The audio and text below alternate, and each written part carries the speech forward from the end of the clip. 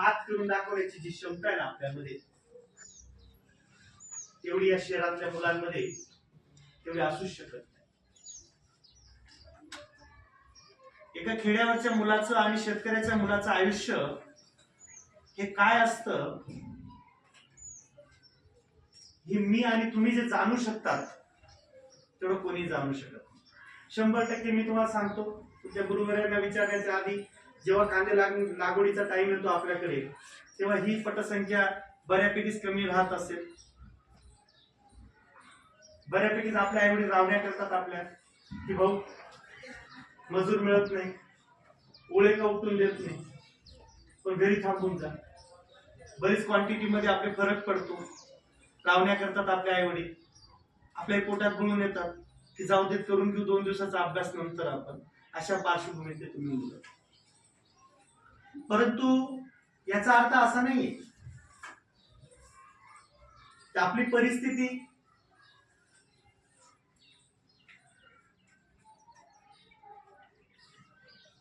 मी उलट म्हणतो की त्या मुलांचा हेवा करण्यापेक्षा ज्यांना पूर्ण वेळ अभ्यासासाठी मिळतो आणि इथून गेल्यानंतर त्यांच्या जीवनामध्ये फक्त जेवण, आराम आणि खेळणं ह्याच गोष्टी आहेत, परंतु आपल्या जीवनामध्ये फक्त खेळ तर माहितीच नसेल. जे शेतात राहत असतील त्यांना ते खेळणं माहितीच नसेल. परंतु मी म्हणतो की तुम्ही नशीबवान आहात या गोष्टीमध्ये की ही परिस्थिती ज्यांना ज्यांना भेटलेली आहे, ज्यांना ही परिस्थिती भेटलेली आहे, की कष्ट करण्याची परिस्थिती भेटलेली आहे, अलग लक्षात तुमच्या, ते नशीबवान आहोत आपण लोक. सगळ्यात पहिले स्वतःला काय मानून घ्या, नशीबवान.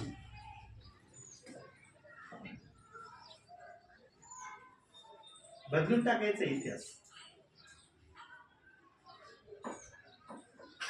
पेटून उठायचं अभ्यासाला.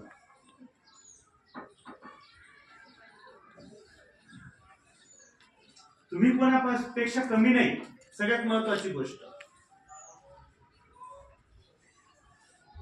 मी तर तेच मानतो.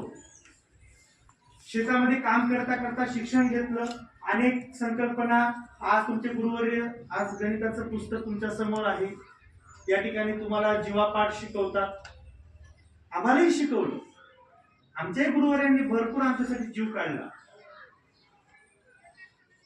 परंतु कदाचित काही संकल्पना क्लिअर नसतील आमच्या, त्या पद्धतीने आम्हाला स्ट्रगल करावं लागलं.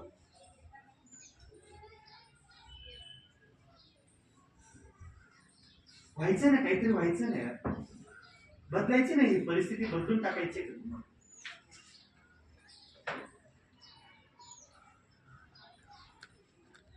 माझी कन्सेप्ट होती, पाच वर प्रत्येक, की मला असं वाटायचं की जो शेतकरी होतोय ना, जो शेतकरी जीवावर यायचा म्हणजे काम, जो शेतकरी असेल ना त्याला देवाने एक काम केलं पाहिजे. मला वाटायचं 9वी असताना की देवाने ना त्याला एक बैलाचं तरी बळ दिलं पाहिजे.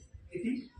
एका बैलाचं बळ त्या शेतकऱ्याला दिलं, त्या ज्याला शेतकरी त्याला ते बैलाचं बळ असलं पाहिजे, असं माझी कन्सेप्ट होती त्यावेळेस. अवघड आहे ना आपलं जीवन. हा, मग बदलून टाकू आपण. कोणाकोणाला काय काय बनायचंय, इथे काहीतरी स्वप्न असतील ना तुम्हाला, तुमच्यात काय व्हायचंय?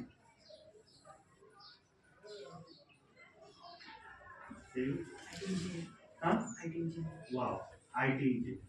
अजून IAS, very nice. Software engineer. बापरे, मग तर बदलते बाबा सगळे. अजून 3च मुलं स्वप्न घेऊन शाळेत येतात. डॉक्टर, नीटची परीक्षा, नीट एक्झाम. गुड, नीट द्यायची. अजून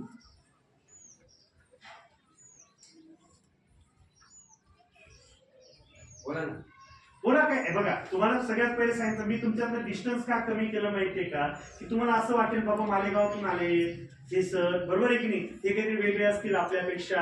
एक लक्षात ठेवा, मी काही वेगळा नाही तुमच्यापेक्षा, हे तुम्हाला आधीच सांगितलं. आणि काही दाखले पण दिले की तुम्हाला पटावं की मी पण त्यातलाच मुलगा आहे, शेतकऱ्याचाच मुलगा आहे, त्याचे दाखले तुम्हाला पटले असतील. हा, बरोबर होते की नाही? मग बोला ना काय डिस्टन्स